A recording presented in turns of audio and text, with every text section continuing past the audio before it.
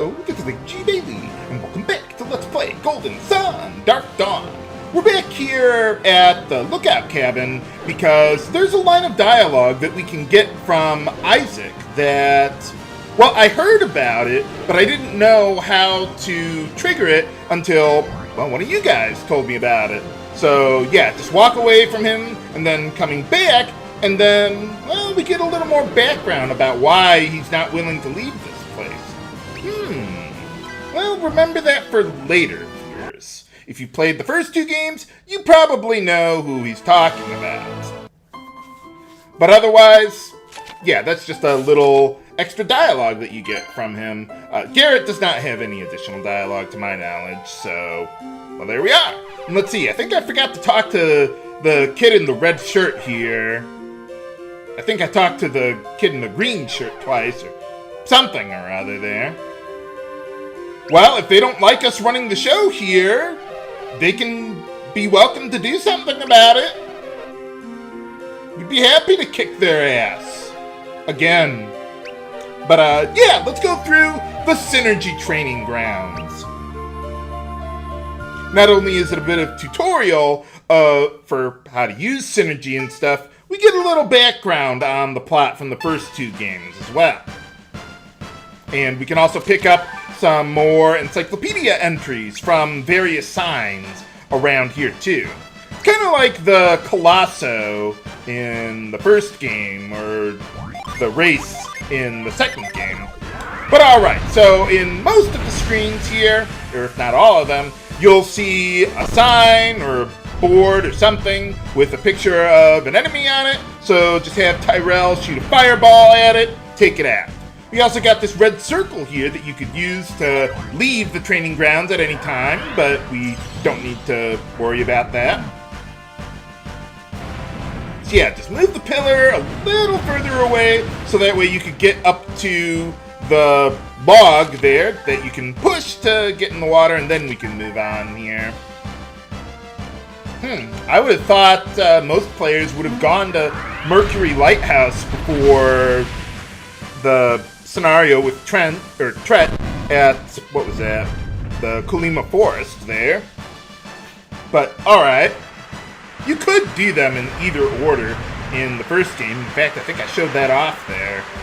Okay, so what you need to do here is, yeah, put the two pillars on the other two water spouts so that way it concentrates the water pressure to push you up here.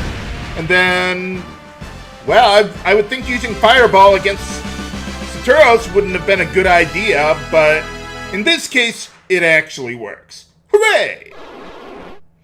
And here we got Minecart Madness. Sounds like the name of a level in a Donkey Country game or something. But alright.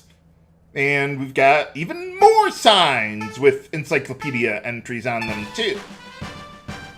So yeah, if you know about hidden lines of dialogue and stuff, let me know about it. I'd be happy to show that stuff off.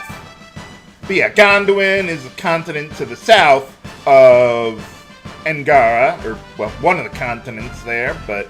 Okay, so, with the minecart sequence here, we got all these railroad tracks and split paths and everything. So what you need to do is use the whirlwind synergy, for some reason, to turn the fans, so that way it'll change the direction of where your minecarts can go. You can see on the mini-map there, there's all these gray dots there. That represents a bunch of these wooden boards, or whatever they are there. Yeah, they'll stop your minecart and you won't be able to get to the end. So just change these three minecart switches, and then you should be good to go. Yeah, just leave that one there alone, and then just walk right up to the minecart. You'll automatically hop into it. And if you did everything correctly, haha! Yeah, you'll be able to get to the other side. Can't go through the water. Release the Kraken! Man, we're going through this, or the plot of the first game, pretty quickly there. Well, it was a fairly short game, especially compared to the second one, and this game too.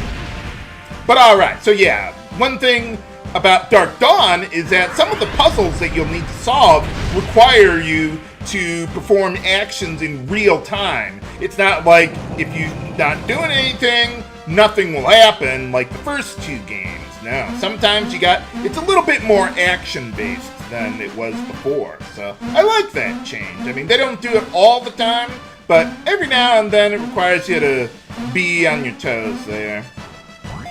But alright, let's see. Well, the ladder doesn't quite reach all the way here, so let's get a little help with that.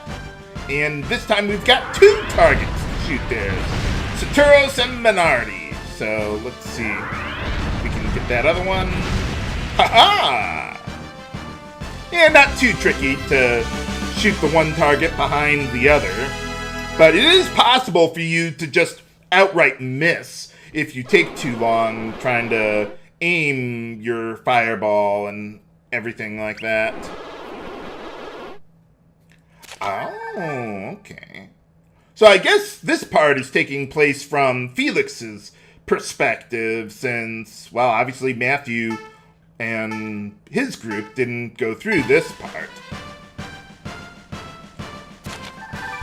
I don't think the village of Prox would look too kindly on us murdering their military generals and then turning it into a theme park for fun for the children of Vale. I don't know. Call me crazy, but I think at the very least that's a little insensitive. But alright. That was one of my favorite dungeons in the game. Well, the Lost Age had a lot of really good dungeons. But this one, well, it wasn't huge, but I liked it. Just sticks out a wooden board there. Okay, so what we need to do here is we got all these wind currents that'll blow you off the platform here. So you need to use the move synergy to pull the pillars towards you, since we can't move past the wind otherwise.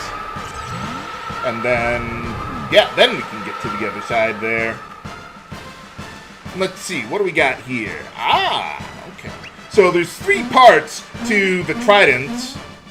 I hope that comment was insightful to you viewers.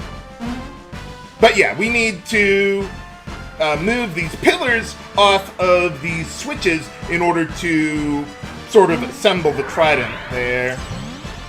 So yeah, just pull it towards you, get off the switch, and there we go.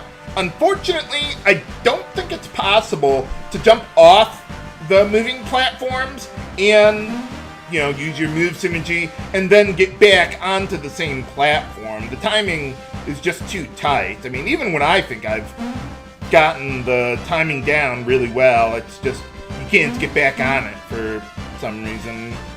So, oh well.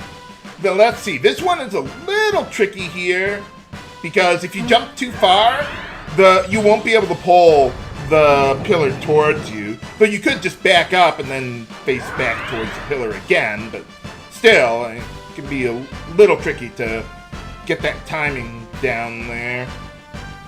And one thing you might notice with all the fireballs and that we've been throwing around, unlike the first 2 games, you can actually use synergy diagonally, not just straight up vertically or horizontally there. So like here, I don't have to get perfectly lined up with the pillar. Just face in the general direction of your target, and the game will figure out, okay, what are the potential targets you could use that synergy on, and then it'll target that, and then you can do whatever you need to do with that. So it makes for some more complex puzzles, especially later in the game. But alright, let's see here. Same things with the previous one there with Saturos and Minardi. Just, yeah, fireball the 2 hands there. And, okay, wait a minute. There we go. I think you can hit the rear target while it's behind the front target, as long as, you know, the front target is like towards the very edge, but I don't want to chance it, so just take your time. They give you more than enough time to get through this whole sequence. It's almost a wonder why they even bother with a timer on these things. But alright, yeah, we got Karst and Agashio here, so yeah, just shoot fireballs at them, and we're good to go! Man, that first fight with them was pretty tricky. Yeah, not extraordinarily difficult, but difficult enough. Ah, yes, the Doom Dragon. And, well, yeah, we're not just going to have puzzles to solve here. We have combat to go through at the very end, too, there with the dragon. But alright, let's see. In this part, we've got all these ice pillars around here, so we need to use fireballs in order to melt them. I would think that would more likely shatter them, but whatever works for you. Maybe we should try throwing some thermite on them or something. Now, let's see. With this part, we need to assemble the picture of the head of the dragon there. Push this log out of the way, put the last one there, and then we can walk across the top of it to get to the next part there. And also, haha, yeah, this part tripped me up the first time I played the game. I didn't realize that you could walk behind the pillar there. I didn't think there was enough room back there to get around to the back of it, so I didn't know how you were supposed to get over here. But alright, let's get our whirlwind going again there. Not sure how that works with the staircase, but it does. Okay, so here we've got a whole bunch of these flames, similar to the previous puzzle with the wind currents that were blocking your path. So what I want to do is wait for those flamethrowers to move all the way up so they're above me, and then I can just push this pillar under those pillars of flame, under those flamethrowers, and then we're good to go. Now, in general, you don't need to worry about your PP going through here because you regenerate it really fast, even after using it for a whole bunch of puzzles. But you regenerate it as you walk around, but at the very end, I'm going to want Matthew to use the fireball synergy so I can save it for Tyrell there, who otherwise doesn't have anything useful to do. But alright, we made it to the top here. Let's see how we're doing. Let's get fireball from Matthew there, so that way I can conserve Tyrell's synergy there. Let me see how we're doing on it there. He's almost at max. I want him to have 24 there. Okay, good. Then we'll have enough synergy to cast fireball four times.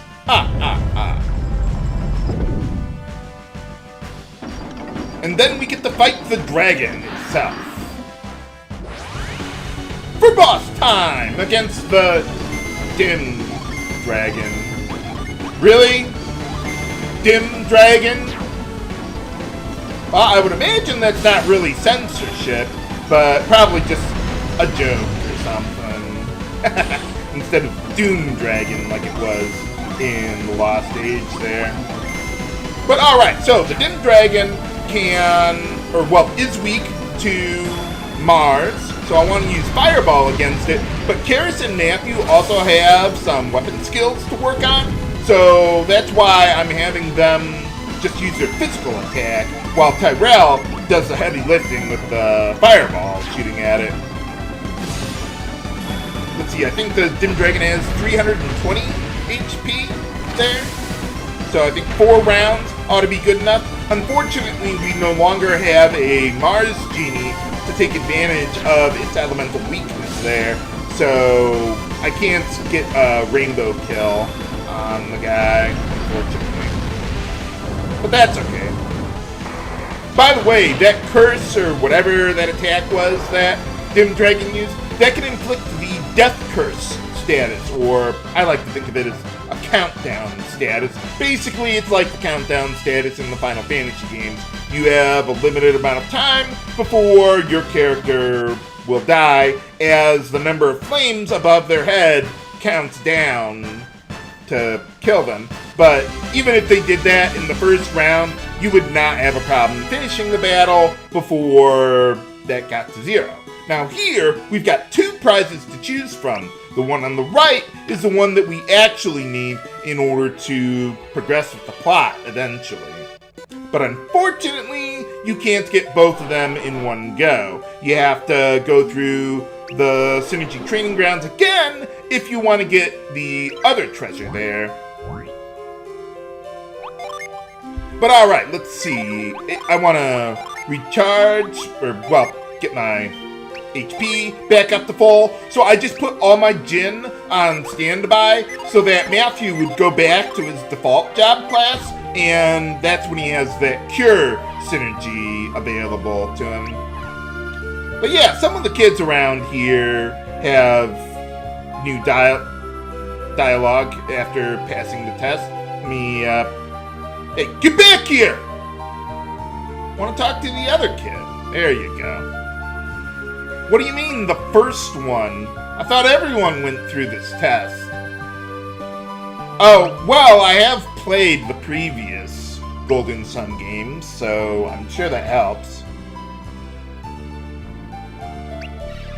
But yeah, I do want to go through it again in order to get the other reward. The puzzles are exactly the same, so I'll just do that part off screen and then meet you on the other side. You just have less time to solve each puzzle room. Okay, we're back at the end here after solving those puzzles again. So yeah, let's just shoot some more fireballs at Karsten and Casio here. And this time, the Dim Dragon is a bit tougher than it was before. It has better stats in general. For boss time against Dim Dragon Plus. And also, the Dim Dragon is more likely to use its nastier attacks, so I might actually need to do some healing. Now, one other thing I'm doing here is I'm using the Forge Genie to boost everyone's attack by 25% there, because I think the Dim Dragon has 500 HP, so we're going to need a little bit more help to take this guy down. Buffs don't last forever, though. I think they last, like, what, 5 or 6 rounds? And I could set the Forge Genie again to unleash it, but I don't think that'll be necessary or worthwhile. See, Karis there got inflicted with the Death Curse status there. So you see she's got, I think, 4 flames hovering over her head. So when that gets down to 0, she's dead. But otherwise, I do want to continue working on my weapon skills for Karis and Matthew there,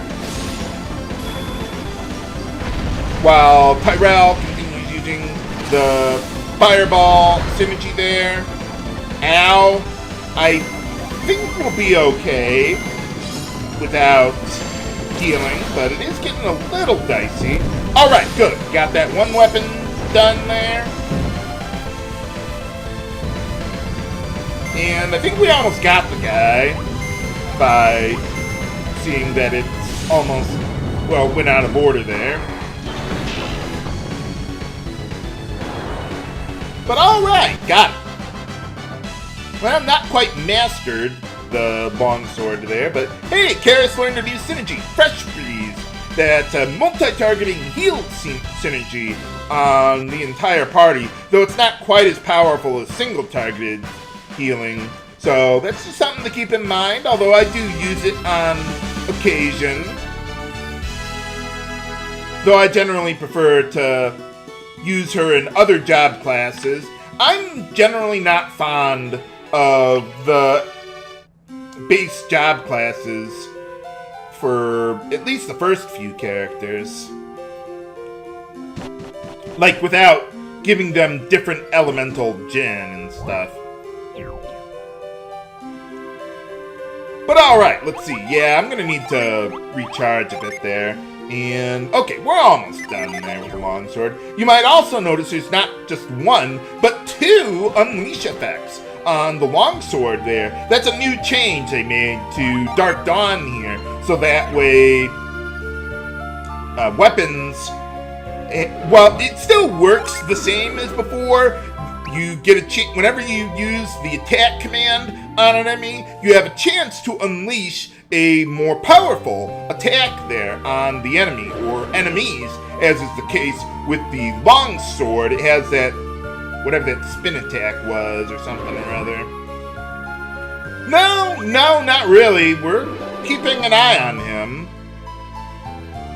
But yeah, I forgot to show a little more dialogue you can get with Patcher if you talk to him behind the counter there. You can do that with a lot of people, like the merchants or the priests at the sanctums or whatever's going on. But yeah, we'll be fine with Tyrell. So what I like to do early in the game with weapons is I like to use like a few different weapons, because even mastering a weapon doesn't really increase the attack power that much compared to later weapons. So I'd rather use weapons that have greater base attack power than weapons that I would be using long term. But in the mid game, I generally like each character to stick to one weapon type. Yeah, you see that spin strike there? That would hit multiple enemies if they were around, but they weren't. So we can... Well, yeah, we're done with the longsword there. So let's hand that over to Tyrell and switch our weapons around there. I do intend for Tyrell to use another weapon type, but we haven't met up, or we haven't found one of them yet there. But alright, looks like we're getting closer to, well, we gotta get to Carver's camp, but yeah, we can't go anywhere on this side of, well, whatever that area was. So don't worry about it. But we can go through on this side.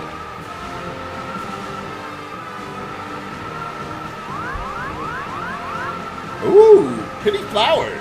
Yeah, well that's... Oh, there's Jupiter Genie, but we won't be able to get that right away. But yeah, as you can see, with the wind blowing here, it raises all those flowers there, and we're going to need to do that, or take advantage of that, as we go through here. But can we make it through the Goma Highlands to reach Carver's camp? Find out next time on Let's Play Golden Sun Dark Dawn. This is Chi Bailey, signing off. Have a good day!